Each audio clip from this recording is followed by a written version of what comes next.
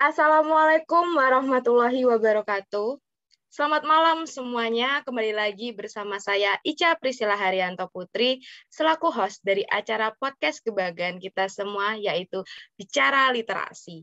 Oke, dalam kesempatan podcast Bicara Literasi kali ini, kita kedatangan kakak-kakak dari Universitas Jember nih. Mereka adalah mahasiswi semester 3 dari Program Studi Pendidikan Bahasa dan Sastra Indonesia, atau biasa kita sebut PBSI.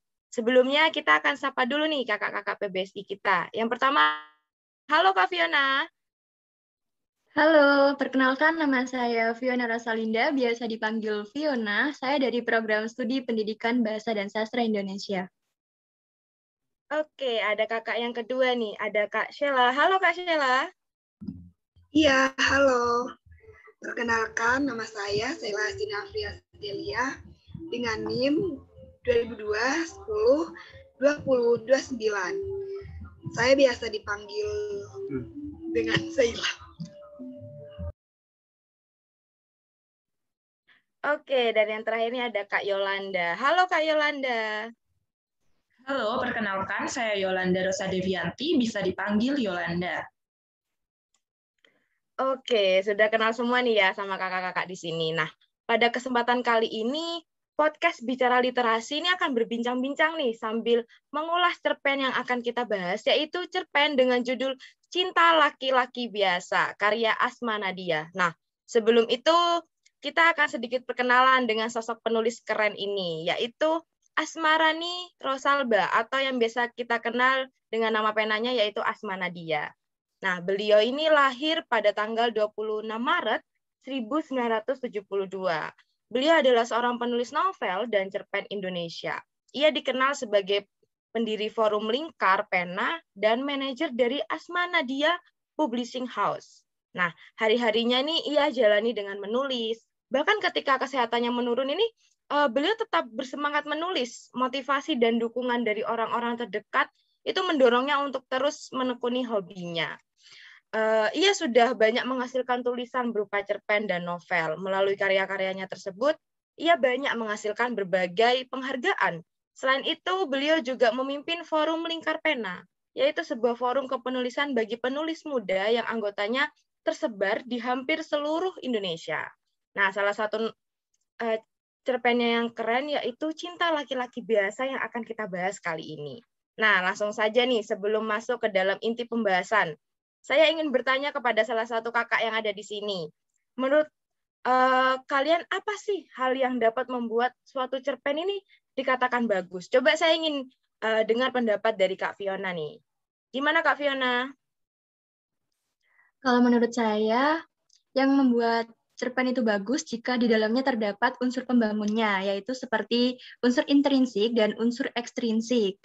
Nah, unsur intrinsik di sini merupakan unsur yang membangun atau mempengaruhi cerpen, di mana unsur tersebut berasal dari dalam cerita itu sendiri. Unsur intrinsik terdiri dari tema, tokoh, dan penokohan, alur atau plot, latar, sudut pandang, gaya bahasa, dan amanat. Nah, selain dari unsur intrinsik tadi, ada juga unsur ekstrinsik, yaitu unsur pembangun cerpen yang berasal dari luar cerita. Unsur tersebut terdiri dari latar belakang penulis dan nilai-nilai yang terkandung dalam cerpen tersebut, yaitu nilai budaya, sosial, moral, agama, pendidikan, dan lain sebagainya. Seperti itu. Wah, begitu ya. Jadi menurut Kak Vio ini suatu cerpen ini dapat dikatakan bagus jika di dalamnya ada unsur pembangunnya, yaitu unsur intrinsik dan ekstrinsik. Oke, di sini saya langsung saja ya menyinggung pembahasan inti yang pertama, yaitu unsur intrinsik nih. Ke Kak Fiona menimpali jawaban sebelumnya ya. Tadi kan ada banyak nih unsur intrinsik. Tadi sempat menyinggung tema ya. Menurut Kak Vio nih, tema dalam cerpen Cinta Laki-Laki Biasa ini bagaimana sih?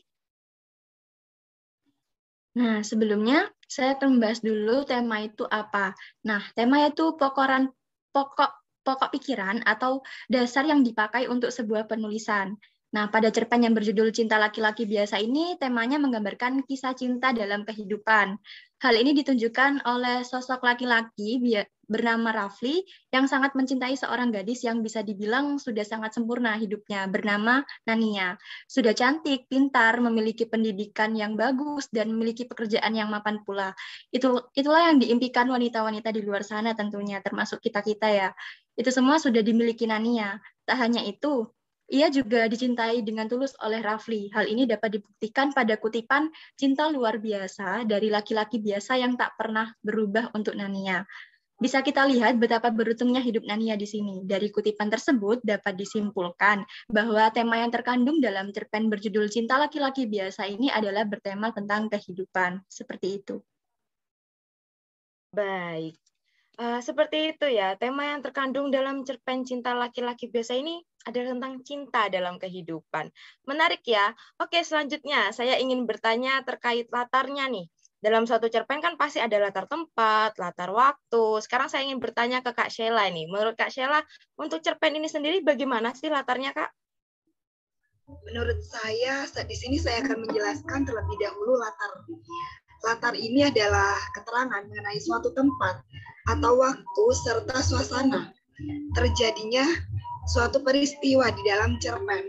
Nah, latar pada cerpen yang berjudul Cinta Laki-laki Biasa ini memiliki 3 latar, yaitu latar tempat, latar waktu, dan latar suasana. Yang pertama, latar tempat yang ada pada cerpen ini yaitu ada di kantin, seperti pada penggalan dialog, yaitu saat itu teman-teman baik Nania sedang duduk di kantin menikmati hari-hari sidang yang baru saja berlalu. Suasana sore di kampus sepi. Nah, itu adalah latar tempat di kantin. Yang kedua ada di kampus, yang ketiga ada di kantor, di tempat tidur, di rumah sakit, di ruangan serba putih. Nah, di ruangan serba putih ini penggalan dialognya seperti ini. Pembiusan dilakukan. Nania digiring ke ruangan serba putih. Nah, seperti itu. Dan latar tempat selanjutnya ada di ruang ICU. Seperti pada dialog berikut, yaitu di bawahnya sebuah Quran kecil. Dibacakannya dekat telinga Nania yang terbaring di ruang ICU. Nah, itulah latar tempat yang ada pada cerpen ini. Selanjutnya ada latar suasana. Latar suasana di sini ada suasana sedih, cemas, panik, menangis, bahagia, keheranan, dan kekonyong-konyong hening. Latar suasana sedih ini dibuktikan dengan penggalan cerita, yaitu bayi yang dikandung Nania tidak juga mau keluar. Sudah lewat 2 minggu dari waktunya. Nah, di sini terjadi mengalami kesedihan karena bayi tersebut tidak kunjung keluar dari perut Nania. Seperti itu. Suasana cemas dibuktikan pada penggalan cerpen, yaitu Rafli tercengang, cemas. Nania tak bisa menghibur karena rasa sakit yang sudah tak sanggup lagi ditanggungnya. Kondisi perempuan itu makin payah. Sejak pagi tak sesuap nasi pun bisa ditelannya. Seperti itu. Dan latar waktu pada cerpen ini yaitu menjelang hari H. Suasana sore 3 bulan lalu. Setahun 7/7 pernikahan serta 4 jam kemudian. Nah, waktu menjelang hari H ini dibuktikan dengan penggalan dialog, yaitu menjelang hari H, Nania masih saja sulit mengungkapkan alasan kenapa dia mau menikah dengan lelaki itu. Dan latar waktu suasana sore dibuktikan dengan penggalan cerpen, yaitu suasana sore di kampus sepi. Berpasang-pasang mata tertuju pada gadis itu. Latar waktu 3 bulan lalu dibuktikan dengan penggalan cerpen, yaitu yang pertama, terjadi 3 bulan lalu saat Nania menyampaikan keinginan Rafli untuk melamarnya. Nah, latar waktu berikutnya ada 30 jam berlalu sejak pagi, seminggu lebih, siang dan malam, 10 hari berlalu. Nah, waktu 10 hari berlalu ini dibuktikan dengan penggalan cerpen, yaitu ketika 10 hari berlalu dan pihak keluarga mulai pesimis dan berpikir untuk pasrah, Rafli masih berjuang. Seperti itu latar yang ada pada cerpen ini. Wah, ternyata penjabaran latar itu cukup banyak ya. Dan memang latar ini tuh sangat mendukung di setiap alur ceritanya. Nah, ngomong-ngomong alur nih, kita belum nyinggung alur kan? Nah, sekarang saya tanya ke Kak Yolanda. Menurut Kak Yolanda, bagaimana sih alur dalam cerpen Cinta Laki-Laki Biasa ini? Baiklah, di sini pertama-tama saya akan menjelaskan tentang alur dalam cerita. Alur adalah rangkaian peristiwa yang dirangkai sedemikian rupa, mulai dari awal cerita, tengah cerita, klimaks hingga akhir cerita. Di cerita Cinta Laki-Laki Biasa ini, alurnya adalah alur maju, dikarenakan cerita ini menceritakan mulai dari awal hingga akhir. Mulai dari awal Nania mengenal Rafli dan jatuh cinta dengan laki-laki biasa yang tidak direstui oleh keluarga, bahkan sanak saudaranya sendiri pun, lalu hingga mereka pun menikah dan memiliki anak, sehingga saat Nania melahirkan anak yang ketiga dengan penuh perjuangan seperti itu, hingga sakit, lalu berakhir tidak bisa berjalan, namun laki-laki itu tetap setia dan menunjukkan cintanya yang sangat tulus kepada Nania. Sampai di akhir cerita, cinta laki-laki biasa ini yang sangat sempurna begitu. Jadi alur ini bisa kita simpulkan sebagai alur cerita maju begitu. Bagaimana? Baik. Jadi di sini alurnya ini menceritakan secara runtut ya. Jadi kayak memudahkan kita, apalagi sebagai pembaca juga untuk memahami jalannya cerita. Oke, sekarang kita lanjut ke pembahasan penokohan nih. Saya kembali lagi ke Kak Sheila. Menurut Kak Sheila, bagaimana sih penokohan dalam cerpen ini? Menurut saya, penokohan dalam cerpen ini cukup menarik. Sebelumnya saya akan menjelaskan terlebih dahulu. Penokohan itu apa? Penokohan itu adalah pelukisan gambaran yang jelas tentang seseorang yang ditampilkan dalam sebuah cerita. Istilah penokohan ini mempunyai makna yang lebih luas daripada sekedar tokoh. Nah, penokohan yang ada pada cerpen Cerita Cinta Laki-Laki Biasa ini, penokohannya ada Nania. Nania ini memiliki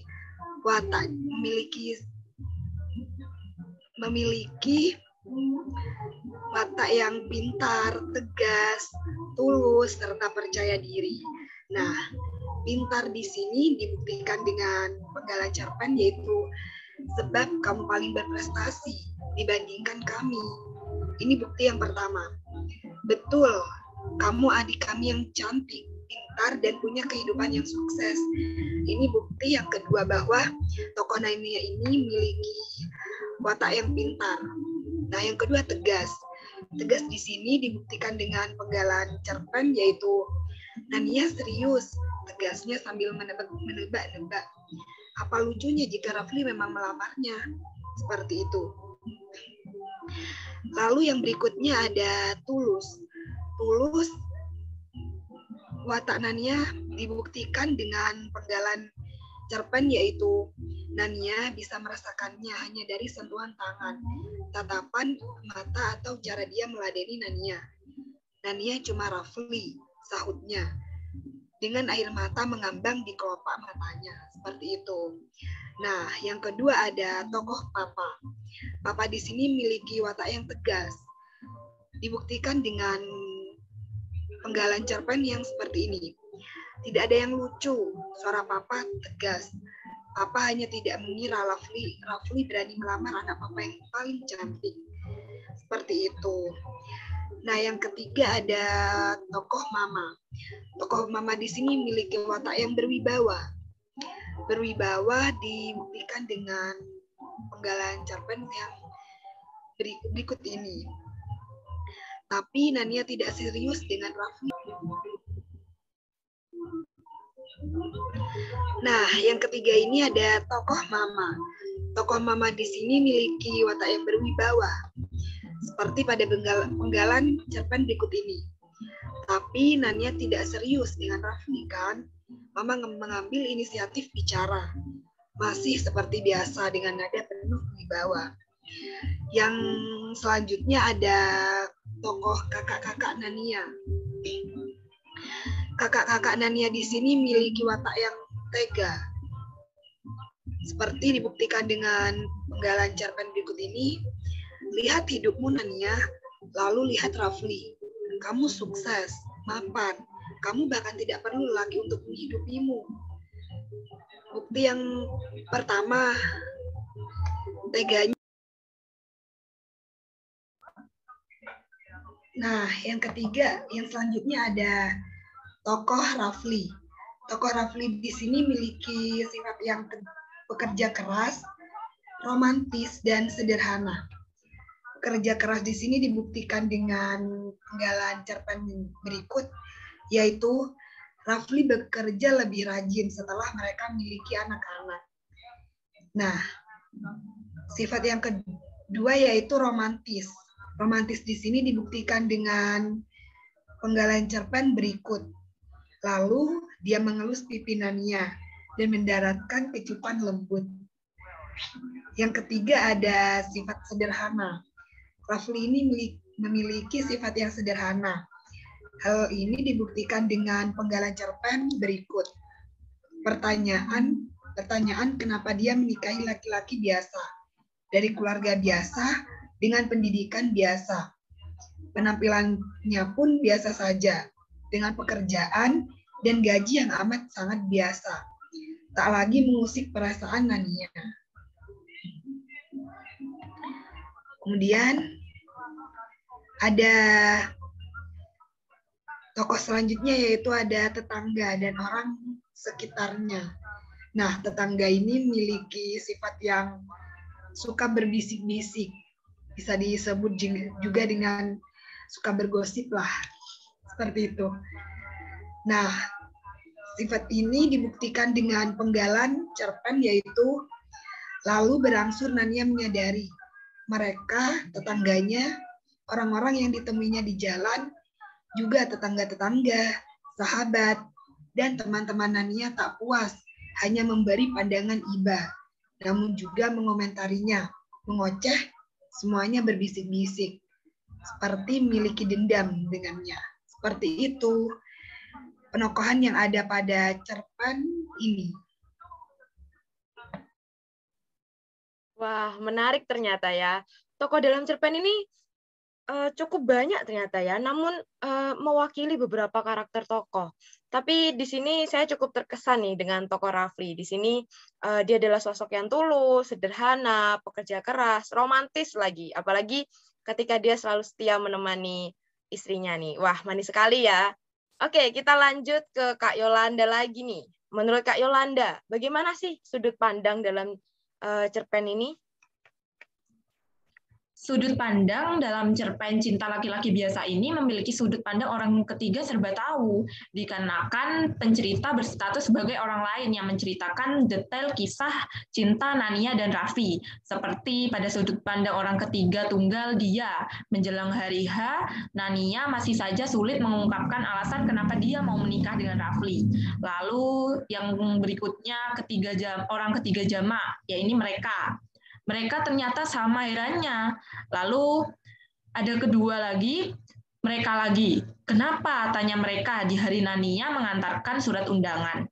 Lalu sudut pandang orang ketiga tunggal. Ia hanya menarik nafas, mencoba berbicara dan menyadari dia tak punya kata-kata. Seperti itu sudut pandang yang terdapat pada cerita Cinta Laki-Laki Biasa.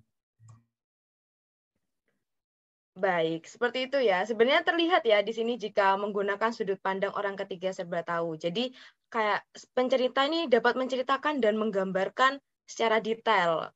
Nah, selanjutnya mengenai gaya bahasa nih. kita ke Kak Sheila lagi. Menurut Kak Sheila, bagaimana penggunaan gaya bahasa yang digunakan dalam cerpen ini?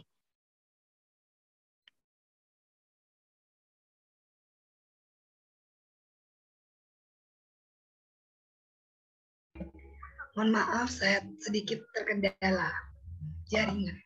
Nah, gaya bahasa. Gaya bahasa yang ada pada cerpen ini yaitu menggunakan bahasa sehari-hari yang mudah dipahami, sehingga siapapun yang membaca cerpen tersebut akan mudah memahami jalan ceritanya. Menurut saya seperti itu. Mungkin ada tambahan dari kakak-kakak yang lain. Oke, wah cukup menarik ya. Terutama untuk para pemula yang membaca cerpen ini, jadi tidak perlu memahami secara mendalam untuk memahami gimana sih ceritanya gitu. Karena seperti yang dikatakan Kak Sheila tadi, bahwa di sini tuh menggunakan bahasa sehari-hari yang mudah dipahami. Nah, terakhir nih, terkait unsur pembangun yang termasuk dalam unsur intrinsik, yakni amanat. Untuk Kak Vio, tadi kan belum bersuara sama sekali nih dari pertengahan, dari tadi Kak Sheila, Kak Yolanda terus nih. Kita kembali ke Kak Vio. Gimana nih pendapatnya mengenai amanat dalam cerpen ini? Ya, dari amanat yang terkandung dalam cerpen ini banyak sekali yang dapat kita ambil ya. Yang pertama, terimalah seseorang itu apa adanya, bukan dari ada apanya. Hargailah perjuangan seseorang karena perjuangan butuh pengorbanan. Yang kedua, jangan asal menentukan seseorang melalui bibit, bebet, dan bobotnya saja. Pertimbangkan pula iman yang dimiliki seseorang tersebut. Yang ketiga, tidak seharusnya kita mudah menyerah, walaupun semua orang di sekitar kita tidak sesuai dengan pendapat kita. Terus ikhtiar dan percaya diri. Yang keempat, berbicara yang tidak ada manfaatnya atau bergosip akan merugikan diri sendiri. Yang kelima, sabar adalah sifat yang tidak bisa kita miliki sepenuhnya, namun sangat kita butuhkan dalam kehidupan. Yang keenam, ternyata kesederhanaan bisa membuktikan betapa besar cinta dan kesetiaan luar biasa yang dimilikinya. Seperti itu. Wah, keren nih amanatnya. Amanat yang ingin disampaikan penulis yaitu Asma Nadia melalui cerpen ini sekali ya dengan kehidupan, khususnya mengenai cinta dalam kehidupan. Ya seperti kita ini ya cinta kan tidak melulu mengenai pasangan. Seperti saya dengan Kak Vio, Kak Sheila, Kak Yolanda, kita juga ada ikatan cinta dalam pertemanan ya. Saling menerima dan menghargai satu sama lain. Begitupun terhadap diri kita, yaitu love yourself, cintai diri kita. Jadi jangan orang lain terus nih yang kita cintai, harusnya kita terlebih dahulu bisa mencintai diri sendiri.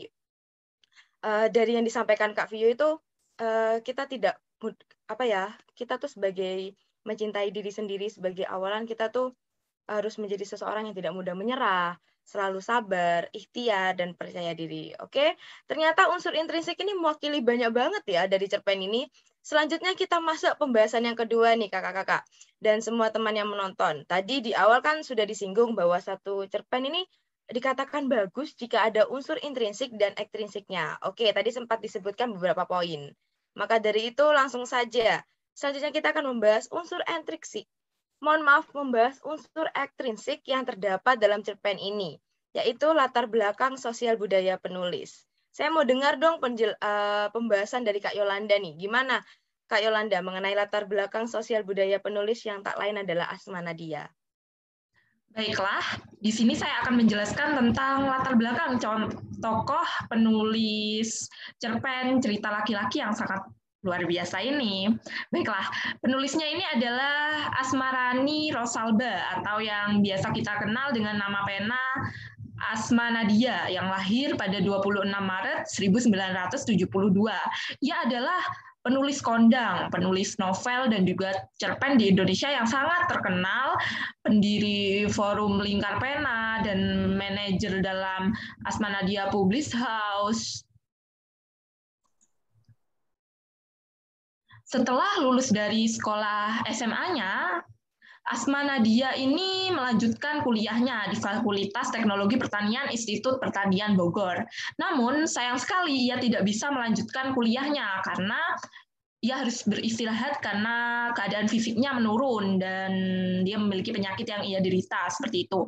Pada saat ia harus menjalani hari-harinya untuk beristirahat dan memulihkan kondisi kesehatannya, ia tidak menurunkan semangatnya untuk menulis, seperti itu. Dari motivasi yang ia dapat dari orang-orang sekitarnya, teman-temannya, akhirnya sekarang ini ia semakin semangat seperti itu menulis cerpen serta novel-novel, lalu mengirimkan novel dan tulis-tulisannya itu ke berbagai majalah atau tulis-tulisan seperti itu, majalah Islam, sehingga Asma Nadia ini semakin dikenal namanya seperti itu. Lalu ia juga mendapatkan berbagai penghargaan, lalu mengikuti lomba-lomba menulis cerpen pendek Islami. Bisa kita lihat dari latar belakang tokoh yang sangat luar biasa ini terlahirlah suatu cerpen yang juga sangat luar biasa, yaitu cerpen Cinta Laki-Laki Biasa ini yang sekarang ini sedang kita bahas pada forum ini ya.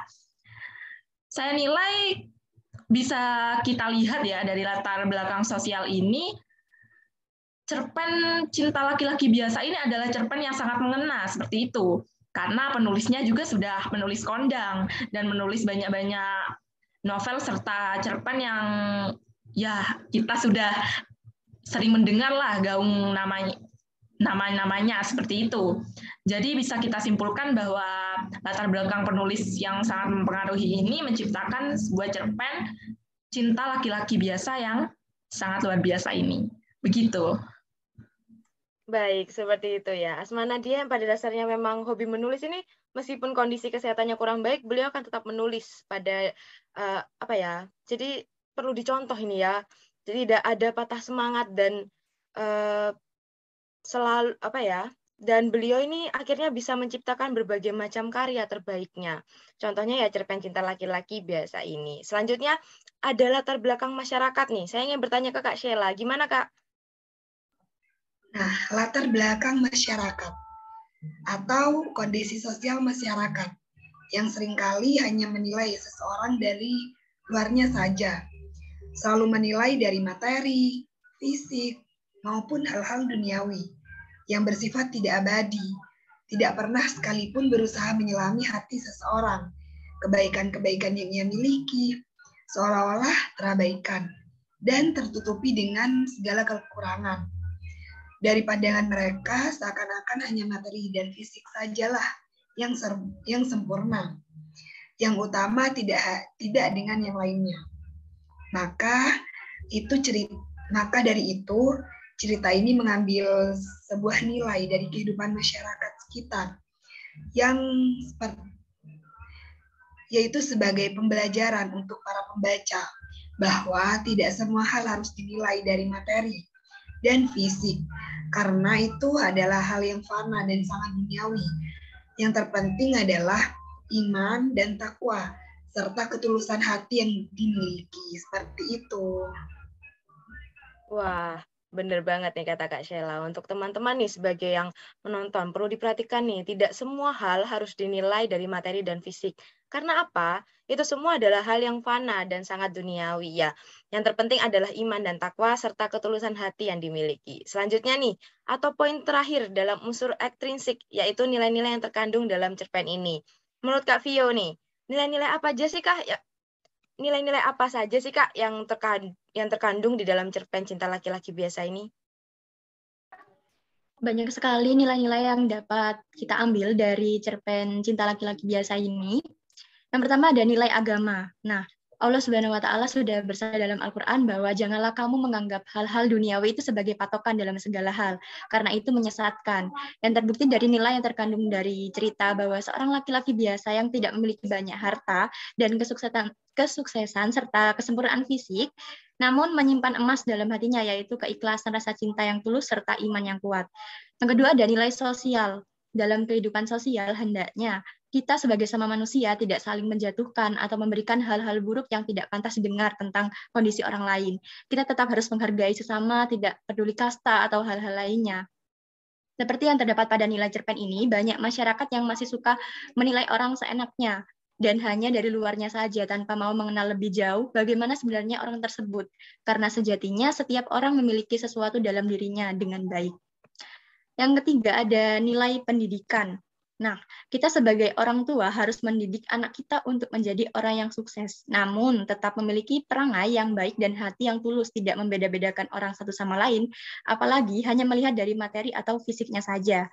Serta kita harus pula mendidik anak-anak kita untuk menghargai orang lain tidak semena-mena, teguh dalam pendirian, serta memiliki hati yang selalu ikhlas. Selanjutnya ada nilai budaya.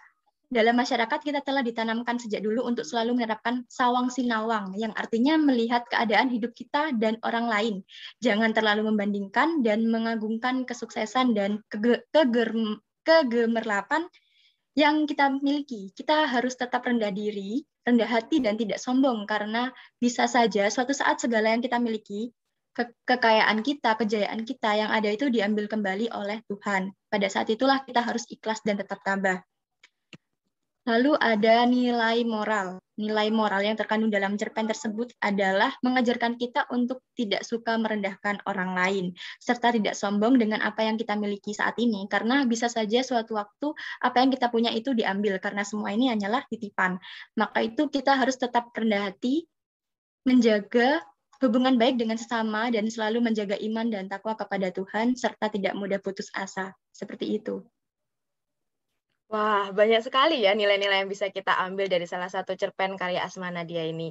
Tidak salah lagi nih, kita bisa mengenal karya-karya beliau yang keren-keren, khususnya cerpen Cinta Laki-Laki Biasa ini. Sepertinya dari apa yang telah dibahas, ini pastinya banyak ya ilmu baru buat kita semua, khususnya para teman-teman yang menonton nih. Teman-teman yang menonton ini saya yakin banyak dari generasi muda, seperti kita-kita ini, Kak. Teman-teman yang menonton ini jangan malas membaca ya, jangan sibuk gadget terus. Bener ya, Kak? Atau teman-teman ada yang suka menulis tetapi mudah lelah, mungkin bisa terinspirasi dari Asma Nadia yang meskipun kesehatannya menurun, semangat menulisnya itu tidak pernah menurun. Jadi jangan jadikan rintangan menjadi alasan kalian berhenti dan malas-malasan. Kita sebagai generasi muda nantinya yang akan menjadi penerus bangsa dan juga yang akan melahirkan karya-karya terbaik di kehidupan mendatang. Maka dari itu jangan malas, jangan mudah menyerah, dan selalu optimis. Kalianlah yang akan dinanti di masa depan sebagai penerus para sastrawan-sastrawan kita saat ini. Baik, semuanya mungkin itu pesan dari saya, dan terima kasih kepada Kakak Fiona, Kak Sheila, dan Kak Yolanda yang sudah meluangkan waktunya untuk bergabung dalam podcast Bicara Literasi kali ini. Cukup sekian podcast kali ini, cukup banyak ya ilmu yang kita dapatkan kali ini. Sekali lagi terima kasih kepada 3 kakak-kakak narasumber yang keren ini. Saya Ica Priscilla Haryanto Putri, selaku host dari podcast Bicara Literasi kali ini, memohon maaf sebesar-besarnya apabila ada salah kata dan sikap saya yang kurang berkenan di hati teman-teman. Terima kasih dan sampai bertemu di podcast Bicara Literasi di kesempatan berikutnya. Selamat malam. Wassalamualaikum warahmatullahi wabarakatuh.